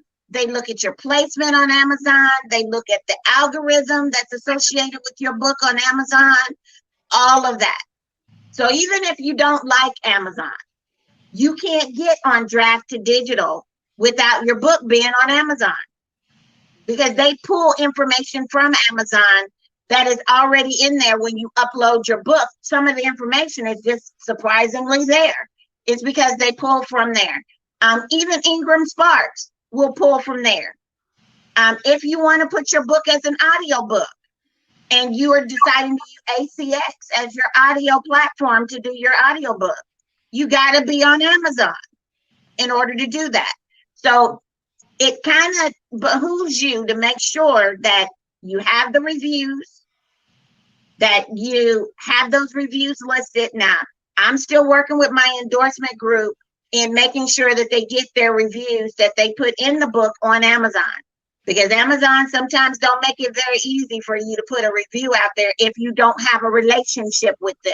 Right. Okay. And so, but it's in the book, and I have them on my website. I have this, there's different places where they can be seen. And so you want to make sure that you have those reviews. Very, very, very important. Now, there are platforms now that you can pay for reviews. I'm not a fan of them, but it happens. Now, there are also people who will give you reviews, and I've run into a few of them, and I have really enjoyed working with them. There's one girl, she is the book hairstylist or something like, I can't remember the name of it, but she will give reviews for you. And she and I have had some very interesting conversations, because she's now getting into reading more books by Black writers and trying to understand some of the nuances. She asked me a question I thought was interesting. She said, "Why do you always give the race of your characters?" And I was like, that was very interesting. Why wouldn't I? But that was something that, these are the types of things that you can spring up with these readers to better understand what's in their mind, so that you can just connect better with them. So that's something to think about. We're going to move on to the next thing. I've got a couple of things on here. PR. I am big on do a press release when you release a book. It's not something for everybody, but if you are a writer and you can do that, do it. I'm going to give you a quick hint on how you can get it out there and get national exposure for $99 or less. Okay? Write a press release. If you need me to help you with that, I can show you how to do that. I do those all the time. It's to introduce you and your book to the world. There's a format that you use. You can Google it. Just how to format a press release. A press release is not a news article. It is just to make an announcement. So we're going to announce that Michelle Jones has just released her 4th book. You can push that out to your local newspapers, and they will either print it as is, or they may call you up to do an interview with you. I would send it out to my local newspapers, my TV stations. They all have like newsrooms, and a lot of them are just email addresses. Newsroom at, and you can send it over to them. If it's newsworthy, meaning there's nothing else going on, they think it's something that the people in your community want to know about, they will contact you. It's easy and it's free. But if you are looking to get national or global appeal for your press release, you can put it on things like Send to Press. I use Send to Press a lot. It's $99. It'll send it across the whole country. And that's a good way just to let people know. You never know who's going to see it. It may be a book club. It may be, some organization they're looking to buy in bulk. They want to get you on and talk to you about it. It's $99. There are probably some that are less, but this is one that I use. So that's something to think about. I want to stop though and talk about the next subject, which is websites. So ladies, do you have your own personal website to sell your book on? Yes. Did you design it yourself, or you had someone design it for you? Your website. Self-design. Yeah. Same here, self-design. This is a question I see on the page often about where do I sell my book? Now, you want to own your work in many ways, and even if you use Amazon or whatever distribution, order books for yourself. You get a discount when you order, especially through Amazon. You're going to get that author's discount.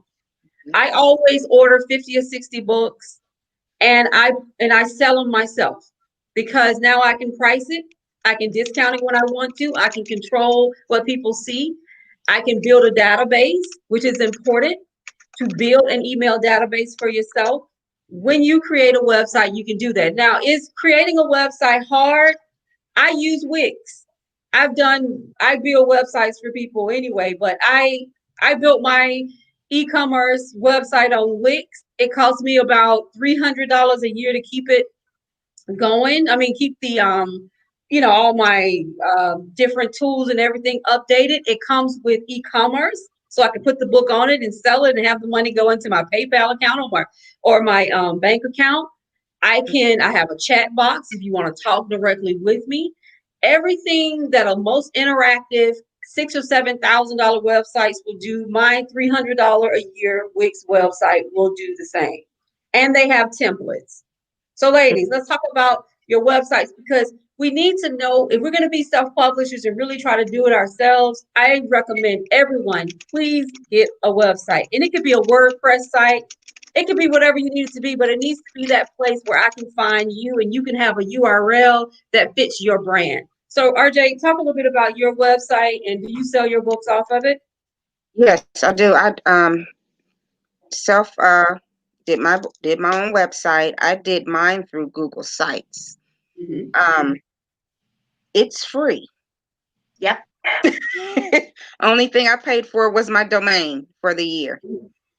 And I created that. It turned out so wonderful. I did it. Well, I didn't do it. I had, some assistance, but the only hard thing I had to deal with was putting that button on there, that PayPal button on there. But I got it up there. I was able to create buttons for Amazon if people want to go there, for Barnes and Noble, and if they want to get it directly from me. I created my own contact page. Of course, the mission of why I initially start doing what I'm doing. I love my website. I can actually unpublish it if I see something and go back to it and republish it, and it'll be changed. It's very easy, very simple. I love it. Anytime something that is less expensive to do, I say do it. Great. Michelle,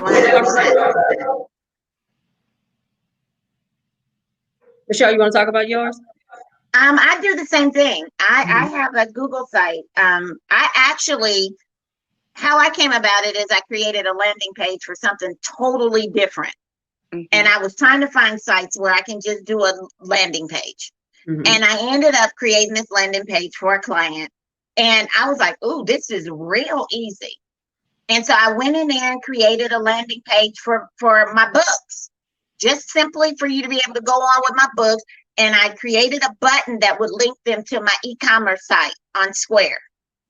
Okay. And so I was like, and then there's a button on there if they want to go to Amazon. It goes directly to my author page, and it has all of my books listed, and all you got to do is click on the book you want and buy it.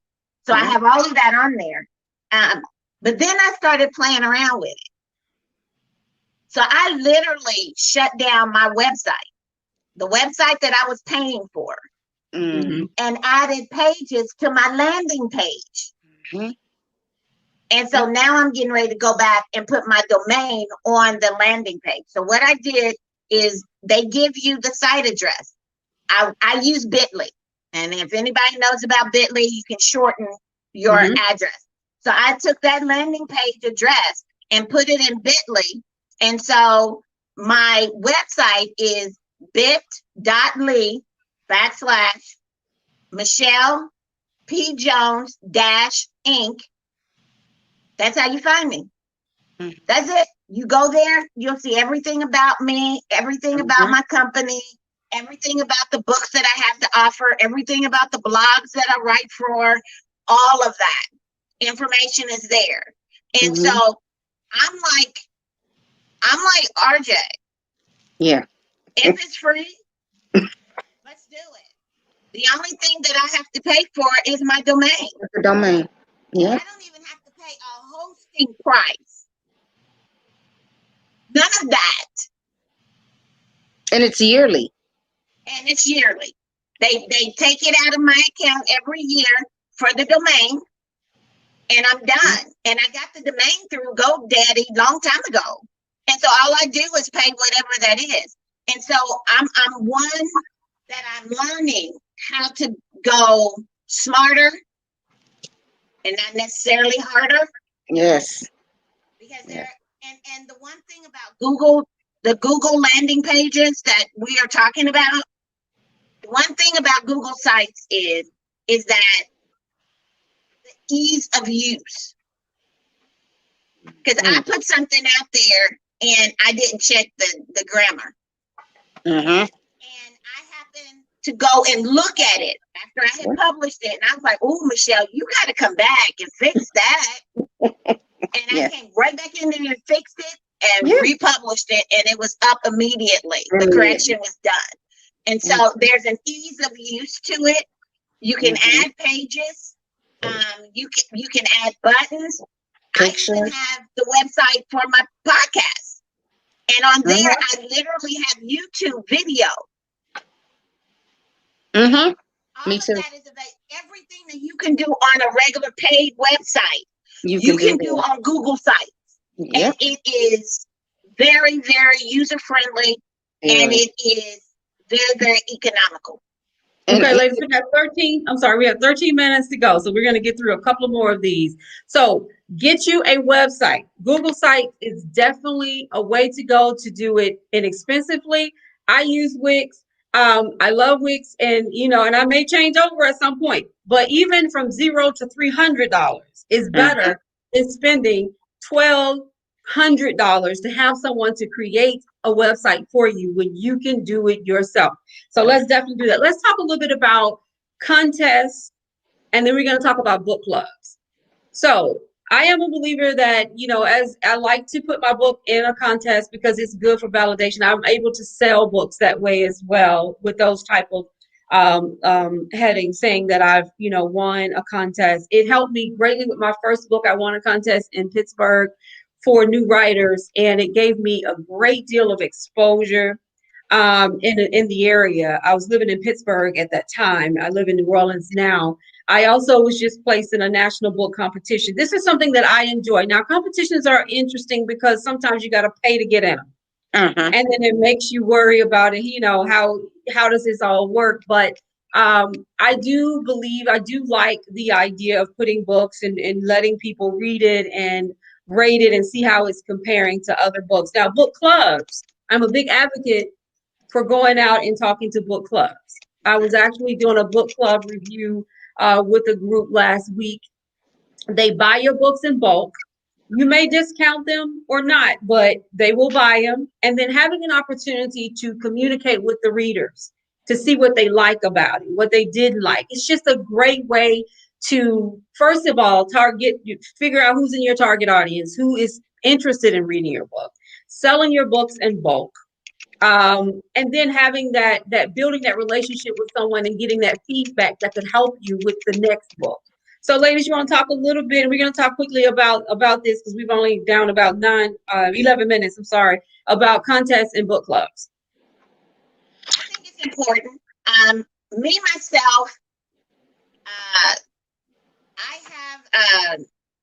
I have an aversion to paying to be in a contest for you to do that. I support it because there's a lot of awesome book contests out there, literary contests out there that will give you the exposure Yeah.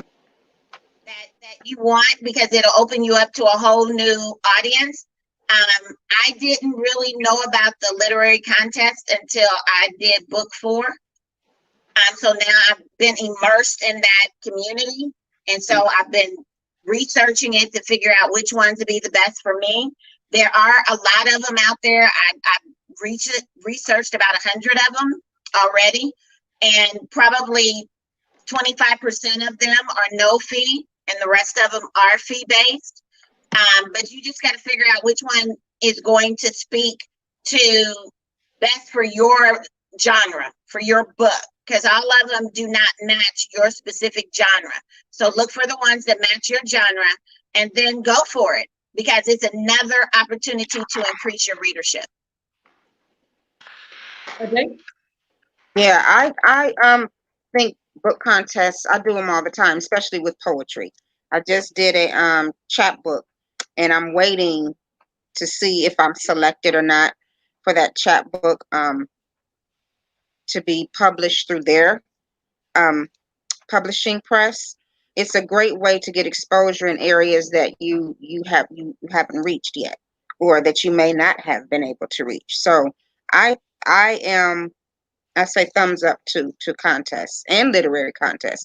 The only thing I would say, as being a poetry editor and have worked for the Black Fork Review, when you do these contests, make sure you pay close attention to the guidelines and what they're asking for you to send, and send it exactly like they're asking.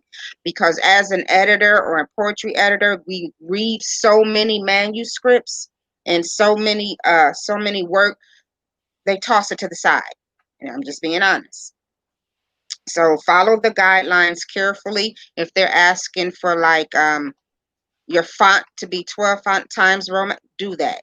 If they're asking for it to be 1 to 2 to 3 pages, for if they're asking for a cover page, do a cover page. If they're asking for to mail it in, if you choose to mail it in, versus if you choose to use submittable, then just follow those guidelines that they're asking, so you can make sure that your work is being read fairly. That's a big Sounds one. good. Sounds good. We're going to Oh. wrap up with, I'm sorry. No, I just wanted to back up right quick about the websites. I didn't put that out there, but if you wanted to look at the Google sites or have something to view, you can look at my website, which is www.authorpoetrjvoice.art. So that's author, poet, RJ Voice. Put in your chat area. And that's for the both of you. Make sure in the chat area we have your information, because we want to make sure that people can get a hold of you. And you know how I feel, everyone out there, go and buy their books. Okay, that's what we're all here about. Go and support them. That's very important. I want to wrap up with talk a little bit about, from my own perspective, just email marketing, because I think that there are just some ways of marketing that can help all of us. Email marketing is also a way of communicating. Social media as well. Now, social media can be tricky. Okay, just because you put your book out there doesn't mean people are going to buy it. So you have to continue to do that. Find creative ways, like Michelle said. Use your graphic design tools and find creative ways to put your books out there. Put your reviews out there. I mean, use it the way, I mean, it's so interesting. If I put things on my personal page, I normally will pick up 1 or 2 purchases just because of that.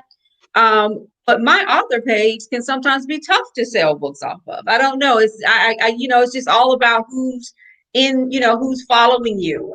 Is this really your audience? And so I think I'm doing a better job about that now, but it's something that I have watched over the years to say, you know what, I've got a lot of people on my page, but a lot of times I'm not selling as many books. So be sure to do that. We are down to the last 5 minutes, and I want to tell you, to RJ, Michelle, Phil, I know he's not with us. Thank you so much.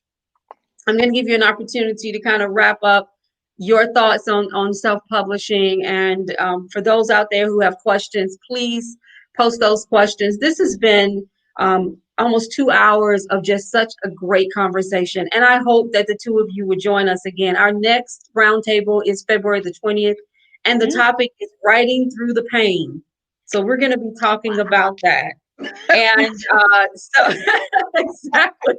And so please join us because, you know, we're setting aside, we've got different topics for different months. We're going to be meeting every third Saturday and just having a really great conversation.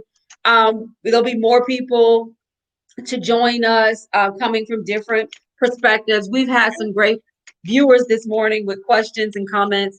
And so I just wanted to thank you. This is 2 hours out of your day. You didn't have to do it and you did it. And Michelle and RJ, you have such a wealth of knowledge. Michelle, you said some things that just blew me away, like the what is it in the endorse? No, I'm sorry, the ambassador program or your endorsers. Yeah. Yes. Girl, that's the hit. I love that.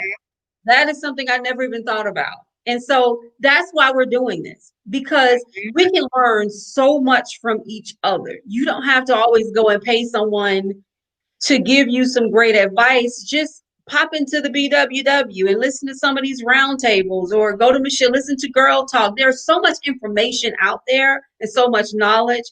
And so, you know, I do love that. And RJ, the things that you've said about just being a great marketer and picking up the phone. That's why I want to talk about this being, you are an entrepreneur. Once that book is out, you've got to sell it.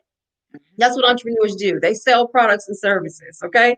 And so your product is your book. And so you have to know how to do it. And marketing is key. And I'm an old school marketer. I believe pick up the phone. It works. It still works. Every time. Every time. So I wanted to give you guys an opportunity to wrap up, say some things about the self-publishing, and give us a little bit of inspiration this Saturday. We want to start with you, Michelle. Well, I'm excited about being here. RJ, you're definitely going to have to come on my show because my audience needs to hear from you. One of the things that I think is very, very important is, number one, have confidence in yourself. Have confidence in yourself and your abilities, because this is a God-given talent. And it is something that God gave you to be able to share with the rest of the world. So as you are sharing it with the rest of the world, understand that there is an audience that is waiting to hear what you have to say. So don't give up. You might have to work in order to find them, but don't stop. Because once you position yourself and you change that mindset, that you have a mind shift, and you begin to see yourself as a best-selling author, then you will attract what you want. But you've got to do the work. Self-publishing is a wonderful tool, and it gives you the opportunity to own your own stuff and to be able to learn more about your craft. This is now your craft. The same way we go to college to learn about whatever we're going there to do and paying all that money to them people to prepare us for a workforce, you have to do the same thing here. This is your craft. And some people make a living out of it. Mm-hmm. And so learn all you can, and then make well-informed decisions about your literary project. Thank you. RJ? Yeah, first and foremost, I would like to say, do not be afraid. Like she was talking about the confidence, you have to get that up, because in the literary field, there will be rejections. There's going to be a lot of them. It just is. And it's a blow, no matter how, because it's your work to you is precious. So open up your mouth. That's why I started the Shut Your Mouth Productions. A closed mouth does not get fed. Amen. It does not get fed. You have to open up your mouth and say what needs to be said. Someone needs to hear it. Somebody, if it's just one person, it's worth it. As far as the self-publishing, just do it. What do you have to lose? Think about it. You have nothing to lose and everything to gain.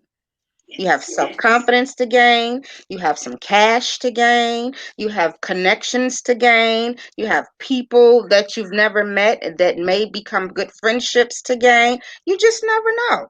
So just go for it and don't be afraid. Don't let anyone put you down and say anything negative about what you're doing, because it is your work. It is your vision. It is what you see, and you have to spread what you see. So go out there and do it. I'm an advocate and Thank you. motivator. Thank you, ladies. This has been great. We are right on time, and I like to stay on time. So Yeah. I think that's a big deal. So everybody, thank you so much for joining us. And like I said before, the next roundtable will be about writing through the pain. That's February the 20th, right here on the BWW page, as well as on my author Michelle D. Jackson page. If you want to connect with me, I'm at www.authormichelledjackson.com. You can also connect with RJ. I think did you put your information, and Michelle also put their website information in the chat box. Yeah, I Please did. reach out to them. They are a wealth of knowledge and can help you. And just be inspired. I hope to see you all at the January 29th Black Ink Virtual Book Fair. I hope to also continue to see you post on the page and continue to grow our community. 2,800 readers and writers. I am super excited about that. We have the weekly newsletter that comes out. We have the online catalog. We're just trying to provide information, resources, and opportunities for our writers to market their work. That's what this is all about. So thank you so much. Have a great Saturday. And I look forward to seeing you all February the 20th for our Writing Through the Pain Roundtable. Take care.